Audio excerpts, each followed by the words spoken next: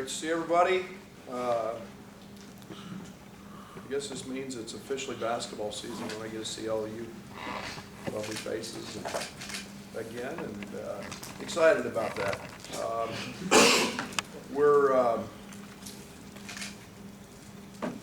Today was practice number 9 for us. So in terms of where we've been the past couple of years in the number of practices, we're a little bit further behind in the total number, but because of the trip to Italy and the 10 days of practice, of which 8 were 2-a-days, the 10 days in Italy, and the games, we feel like we're in a really good place in terms of being ahead. I will say it's very refreshing this year to have a nucleus of guys back. It is about building and adding, and we're talking a great deal about toughness. We're talking a great deal about sustainability through possessions, through games. I have not felt bad after one practice yet. This group has been very dialed in, I think, in terms of our culture.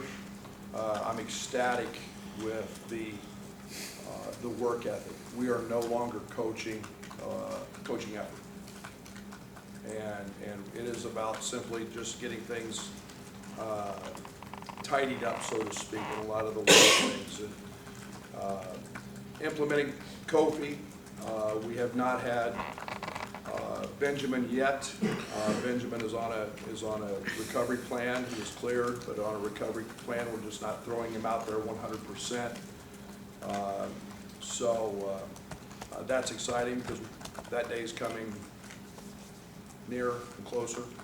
But Kofi, Jermaine, those guys have been getting force-fed a great deal, especially in Jermaine's case, not being with us this summer, but I've been very, very pleased with what they've done. So, you know, as we stand here today, we're, you know, a couple of weeks away from our first scrimmage. Then we've got an exhibition, and then, you know, in a month we're throwing this thing up. So I like where we're at. I like our guys. I like our leadership, and I'm excited about one thing in particular. And I know I'll get asked it, so I'll just address it. I love the fact we've got expectations, and Illinois basketball is deserving of that. Our players are deserving of that, and it's time for us to grow into those. And it's not easy. Winning is not an easy thing, especially in the Big Ten. And I'm excited about an early season road trip where we are going to get tested against 2 very, very good basketball teams. And then an opportunity to come home and play some great teams at home. And as we continue to build, we've got 2 very, very good Big Ten opponents, both picked ahead of us.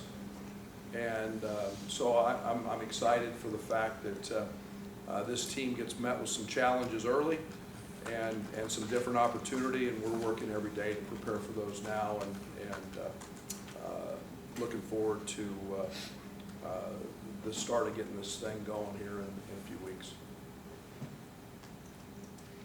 Brad, talk a little bit about how Trent and Io are meshing on the court together.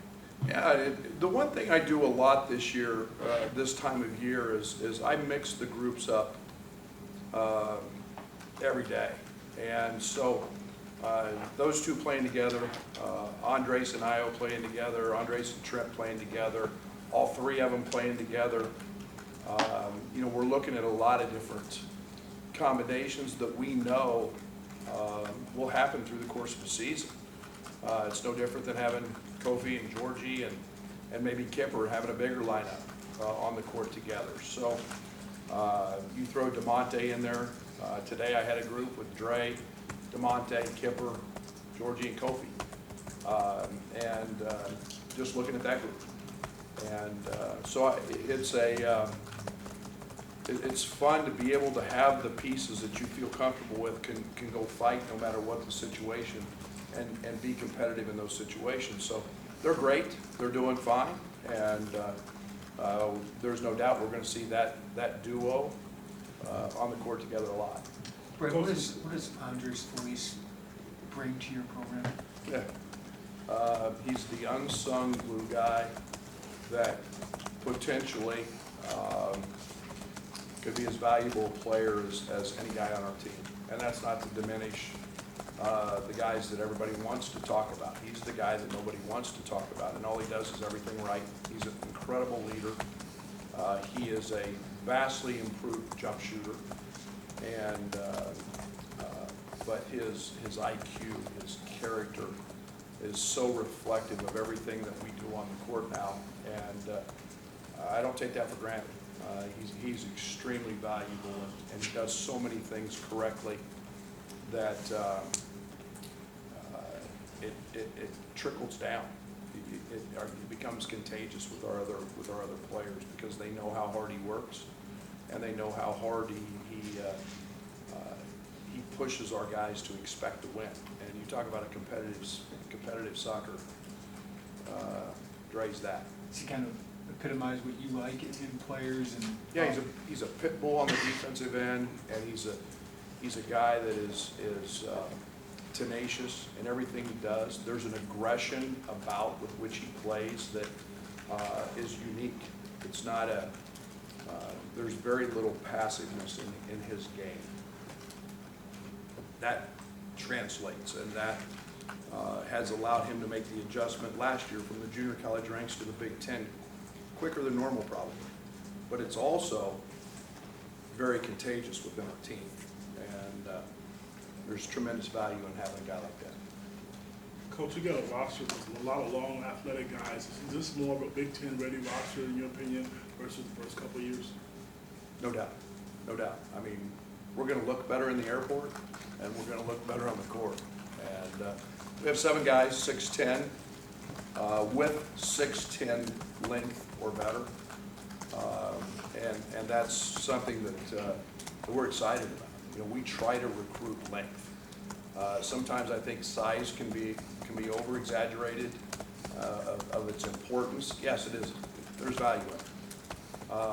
But you start putting Kofi out there with 7'6" wingspan, and you start putting Jermaine out there with 7'4", and Georgie with 7'1.5", and DeMonte Williams is just unusually long for a 6'4" guy. He's got a 7-foot wingspan, and you know, that plays to your advantage, and it would be foolish for us not to utilize that. So, you know, I feel great about where we're at in terms of physically looking the piece and being able to compete night in and night out physically. The depth of your roster, adding 2 transfers also that play college ball, how much is that upping the competition in practice? Well, those 2 guys are good, and you see 2 guys that are now running your scout team or playing on the second team or challenging our starters who have 60-plus college games. There's a real advantage in that. And along with getting better themselves and getting stronger, you know, I think it speaks to the comfort level I have of where our roster is, the job our staff has done in terms of recruiting and putting pieces together, to be able to set guys out and know they're going to be 3-year guys here, and we're going to get them on the court for 2, and their first year they become with knowledge and understanding of being ready to play, and that excites me, and they'll make our guys better this year, no doubt. They're very competitive young men. Right, when you lead the Big Ten in pace like last year, and then you bring in somebody like Kofi, can you talk about your confidence that he'll be able to implement everything you want to do, even at 7 feet, 280 plus? Yeah, I don't want to say that we're changing. We're not. You know, there's still tremendous opportunity, and analytics still show that the easiest time to score is in the first 7 seconds of a possession. I think that what is underestimated is how athletic Kofi is and how good a runner he is. And you've got an elite strength coach in Adam Fletcher, who has, Kofi was 286 today. His body fat is down to less than 9%. And you've got a guy who is as well a conditioned athlete as he can be at this point, and he'll continue to get better. He can really run, and he's gonna apply a lot of pressure on the front of the rim. We're gonna play with pace. Where we have to become better as a basketball team is not taking the shot that's contested with 18 on the shot clock, and continue to grow and understand that we have guys in Georgie and Kofi who can score at the rim, where we have to become more patient and give our opportunities for the defense to make a mistake, and that's where we're really working hard to grow. Coach, last year at Media Day, you talked about Io looking as advertised. What does Kofi just kind of look like up to this point? Well, I'm always trying to be a little bit, he's impressive. He's impressive, but he's also a freshman. And he's not played a game yet. There's going to be a huge learning curve. When you're that big and that athletic, you've pretty much had your way up until this point because you don't see like size. And not that we're gonna see guys 7 foot, 280, but if you start looking through just our first 2 games in the Big Ten, Smith kid, very, very big at Maryland, and Teskey, 7'2", 7'3", he's gonna see like size. So there's going to be some adjustment, but he's been very good. He's an exceptional listener. He's a young man who really wants to be coached and wants to become great, and so we've seen him get better every single day in every aspect. What have you seen out of Io's focus and determination compared to last year? Well, I told a scout today, I said, it's amazing that here's a kid who's 190 pounds today, and he's added 20 pounds from what he was last year. And his commitment to work, and I say this about Io, he's got a maturity about him that is very unique. He is very driven, he is very focused about becoming the best player he can be and the best teammate he can be, and that's rare. He puts in a lot of time, and he's an improved jump shooter, there's no doubt about that. And with his added strength, we've seen a more confident, different guy. There's no questions now as to what he can and can't do.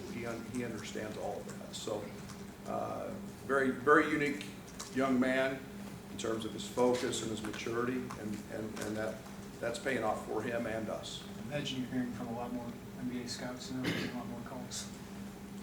They're all on tour. They're all making their way through. That's a really good sign that they want to find Champaign as one of their stops. That means our staff's doing the right things in the recruiting trail and working our guys better, and they're maturing into what they think are next level guys. We're trying to win Big Ten basketball games and win a Big Ten championship. So that's our focus, and we'll let those other guys figure all that out. Speaking of staff, how Stephen adjusted to being back on the staff with you? Terrific, and I think it's been extremely positive. It's been well received. He's had so much thrown at him in really a month's time. Getting to know players, getting to know staff, getting to know recruiting.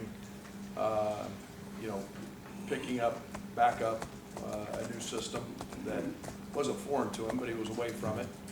So, Stephen's extremely bright and dives right in, and I've challenged him to have individual workouts with all of our players just to start building relationships. And that doesn't happen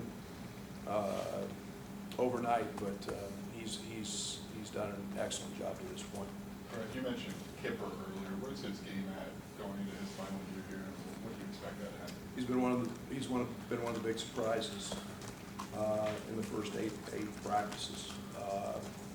I've seen a very consistent Kipper, a guy that has made huge strides defensively, And I think that started this summer. We started to see some of that. So many people want to stereotype Kipper as an offensive player. You know, Kipper was a very, very effective rebounder his sophomore year. He was a guy that drew a lot of tough assignments. And we're starting to see that. I think that the maturity of our group overall has helped him. He's helped that become more mature. He's acting like a fifth-year senior. And that's been really positive. I've been very, very pleased with Kipper first day practice. Such good additions of Kofi kind of mean that Kipper gets to move to the three a little bit. How's that transition work for him? Is he more confident outside a little bit? Yeah, I think just defensively, he's in a better place. He's making less mistakes. I think there's a certain air about when you play with Kofi that there's a certain level of comfort knowing that there's a really big guy back there that helps protect, and you can be maybe a little more aggressive, and that's helped. That's helped Kipper. He's had days where he's been extremely efficient offensively as well, and that's getting to be the Kipper that we expect to see. It's nice to see him come back as a young man that spends a lot of time in the gym, works extremely hard, on track to graduate, does all the things that our locker room is about, and that's exciting. Coach, last year when you talked about being a much better three-point shooter than what his numbers show last year, what have you seen in practice, or has he attempted a couple in practice where you think he's comfortable enough to make a couple in the game this year? Yeah, I don't think that he's not going to shoot them. I think that we're working on, the right time, the right place for those. I think we're understanding how to maybe read a defense and know shot clock management, time, place, all those things are factoring in. I think we're seeing a real maturity there. You talk a lot about the history of the program and the expectations are good, but simply how important is it to this team to end the drought and get back to the tournament? Well, I don't think it's any different than any other year. I think I think when you have a program that has all the banners that we have in Oven and in the State Farm Center, you have an extremely passionate fan base. I'll be honest, I want to win for our players, yes. I really want to win for those guys and our fans. And we're working very hard to do that.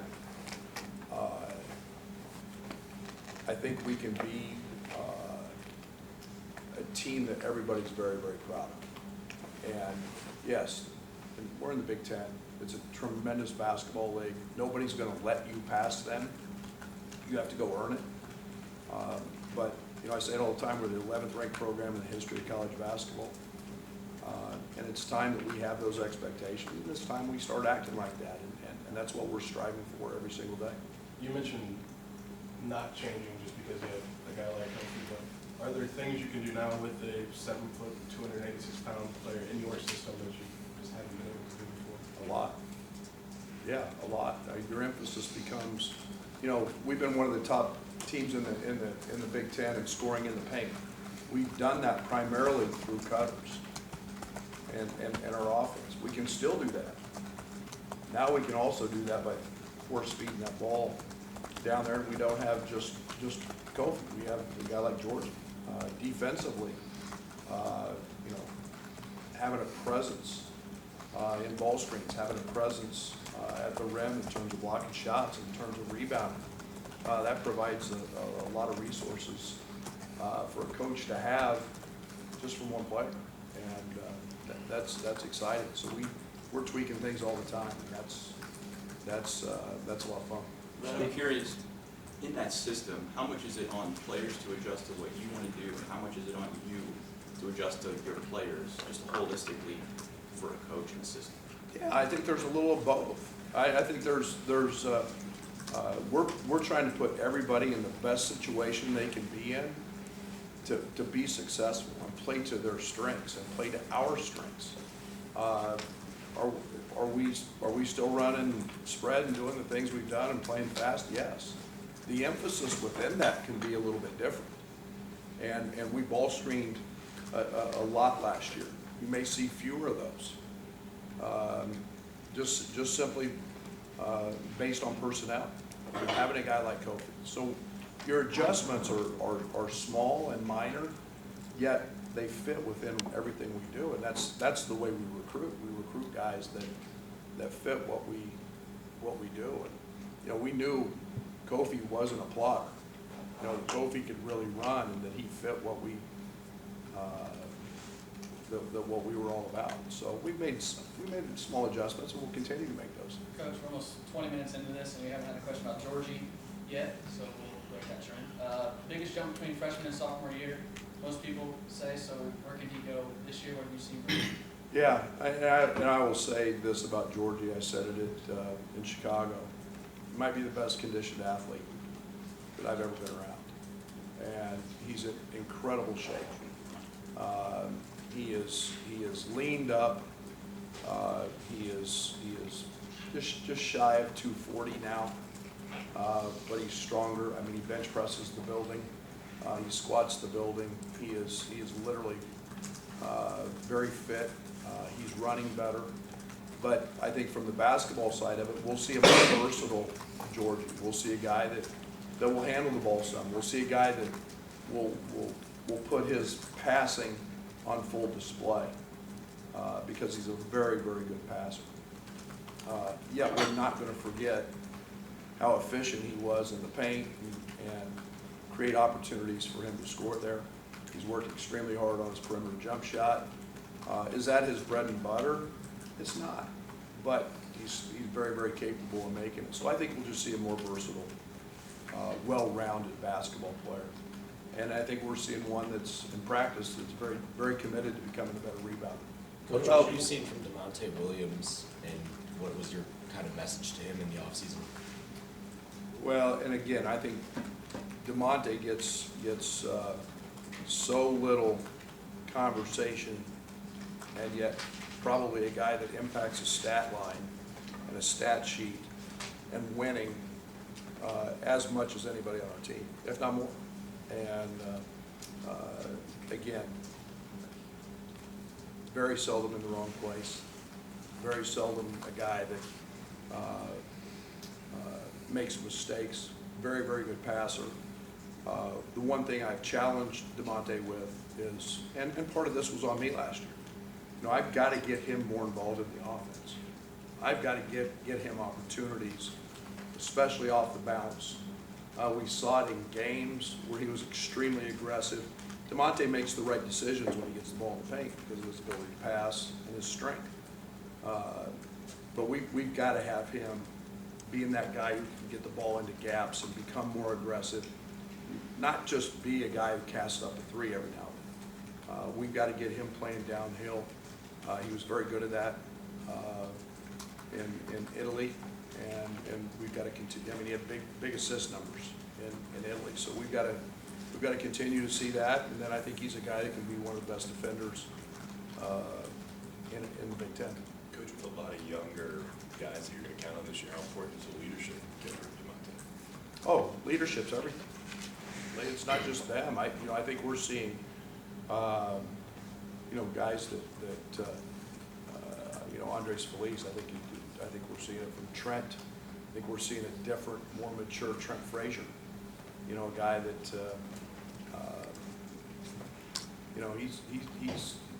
he's committed to winning, and he's dedicated to that, and he's talking all the time in practice. We're seeing a guy, like Io, become more vocal and not just sit back. And so I think we're in a really good place there. I feel really confident about our leadership, our locker room, the guys, how they're handling that on the court, and we're trying to create moments where leadership can be and needs to be handled directly.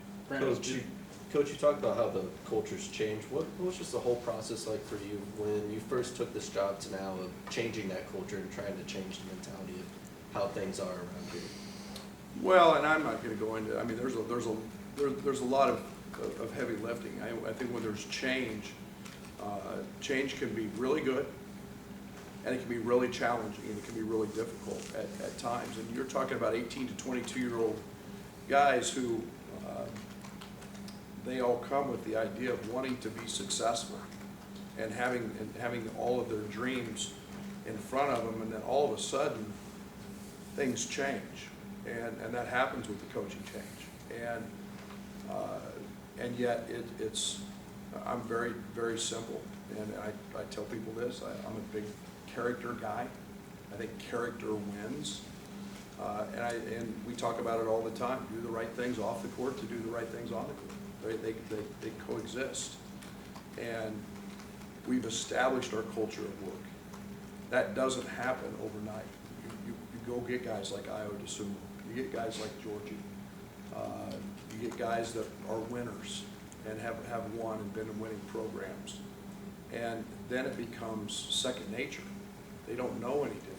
So a lot of it is putting some things into place and standing by those things and believing in those things. I'm a process guy. You know, sometimes that ball doesn't go in and the other team has more points than us. But I know our process is going to allow us, when it's right, to have a great opportunity to win most nights. And I couldn't be happier with the character. I couldn't be happier with the guys on our team and how they're managing all of that and growing with that. And that's really exciting. Just listing emphasis on being a team that can win because you're getting stops. What have you seen at the defensive end early on in the first couple of practices? Yeah, we've got a real simple goal.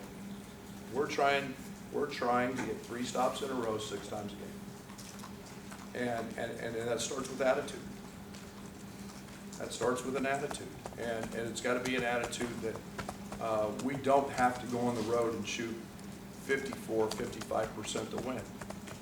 We can go on the road because of who we are and how tough we are and how doggone, how much tenacity we have. And that attitude is starts on the defensive end. And last year we were learning. And I mean, everybody was learning how to play and how to play with each other. And now we're to that point where it's about that. It's about that, you know, guarding 26 seconds and not making a mistake. Sustainability. Go back to that again. And if they score, because we play against really good players and pros, they're going to make hard shots. But not hanging your head, having a maturity about us that says, hey, we're going to go get the next one. And everything we're doing in practice is talking about that, working toward that, demanding that. And I, like I said, 8 practices in and through the summer, I've liked what I've seen. Brad, is being more vocal the highlighted bullet point you've given to Io, or is it something else? Yeah, that's not just him. You know, quiet teams lose. Quiet teams lose. And for those of you who have ever watched an NBA team in a shoot-around or a practice, you know what I'm talking about. Quiet teams lose. And, you know, Io's a player that's extremely talented, and there's no doubt he needs to become a very, not just quiet leader, but a very vocal leader. And that responsibility is big. You know, he's got to know not just what he does, but he's got to know what everybody on the court does. And you know, if things aren't right, that's his responsibility to help make sure that they get right. Brad, point differential much better for you guys in the first half than the second half last season. What do you think was maybe the biggest factor for that? Youth, everything I just talked about, sustainability, understanding how to play better offense, understanding how to guard foul trouble. There's a long laundry list of things that we can look at that play into that. All the things that we're trying to address, and it's not a 20-minute game. It's a 40-minute game. We're moving drills around in practice all the time, and emphasis in practice all the time to, you know, work defensively when we're tired toward the end of practice, and challenge it in different ways. So sustainability. Coach, it was pretty evident that Allen's made a big jump on the class through the Italy trip. Where does that come from, and how much do you need it from that position? Well, he's extremely instinctual. There's no doubt about that. Allen has a scorer's mentality. Scorers find a way to chase the ball. They find a way to get the ball in the basket. And he does that extremely well. He's very quick. He anticipates. His length plays a factor. He is an absolute nightmare in practice for our guys to go against. They don't like guarding Allen because they know Allen's going to go every single time. But there's tremendous value in that. I mean, 9 rebounds a game, 5 of them offensive. That means a lot of opportunities, extra opportunities for our team, and he was rewarded with those because he scored some easy baskets. What's heavy we saw flashes of him last year. How do you get that consistently? What's your growth in the summer? Yeah, that's always the challenge, and he's made great progress.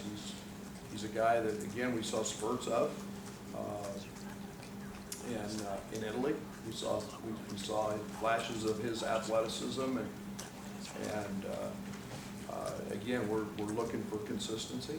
I think one of the big things that guys we have to learn to play error-free, and those errors are not just physical, but they're mental. And so we're demanding those things in practice. And Tevian's a guy that can definitely help us, and we've seen that in games. And we're seeing a lot of progress there. How was Jermaine doing? Can you help him this year? Of course. Yeah, he's been, he's a little behind. That's not his fault, just because he wasn't with us this summer. And there's a huge adjustment. People have no idea how valuable the summer is. To come in here and get relaxed academically in terms of what you take, and it's low key. More importantly, the 8 weeks. You've all seen the pictures that Fletch puts out of before and afters. He missed that. And we do a lot of fundamental work. But he's extremely bright. He's catching on. He's a quick study, and that's helped. And defensively, he's got a tremendous knack for protecting the front of the rim. And as he continues to get comfortable, we're going to see more offense from him. But Jermaine's been a really big surprise. He's been great.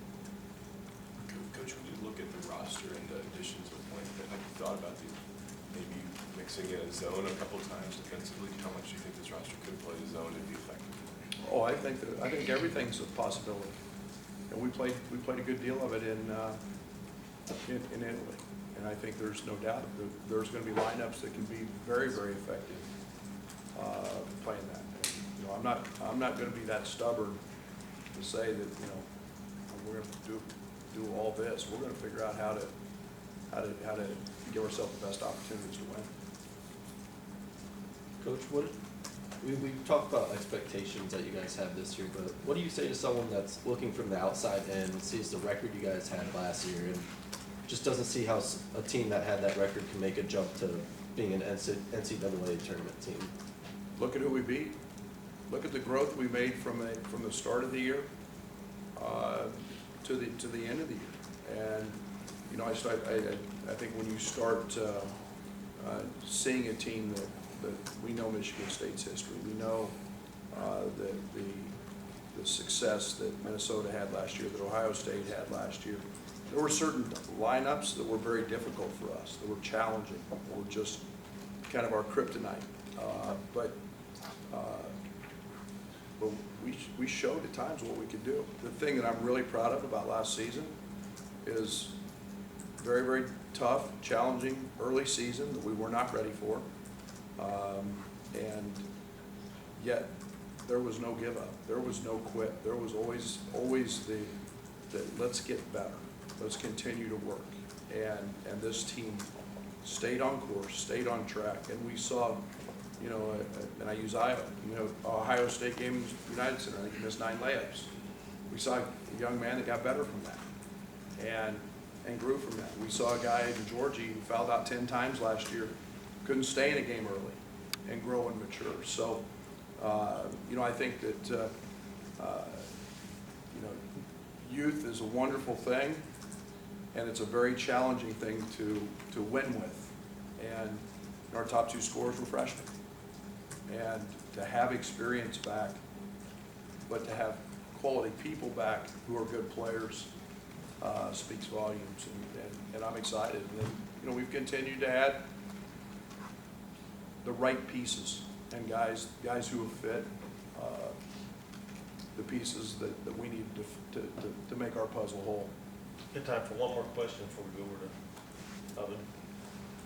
How much can you use the development of you guys have got from Io and Georgie on the recruiting trail and your pitch? Oh, a lot. Yeah, you know, we're in a culture in recruiting. Players mimic the NBA to a certain extent, and good players want to play with other good players, and that's exciting. Those guys become, you know, we had a visit earlier this fall, and you saw Georgie and Kofi in the stands chanting that young man's name. That's paying it forward. And that's what we talk about. That's the character piece. Our best recruiters, believe it or not, are not our coaches. They're our players. They're our student athletes. And good players want to be with good players and grow with those guys, and then be able to achieve the things that they all come here to achieve, and that's to reach their dreams and have success and make the NCAA tournament. So from that aspect, we are golden. We have terrific guys who work, and now we've got to go put that piece together on the court, and that's why we're the 11th ranked program in the history of college basketball, because we have the ability to go do that and sustain it. All right, thanks, Coach. Thank you.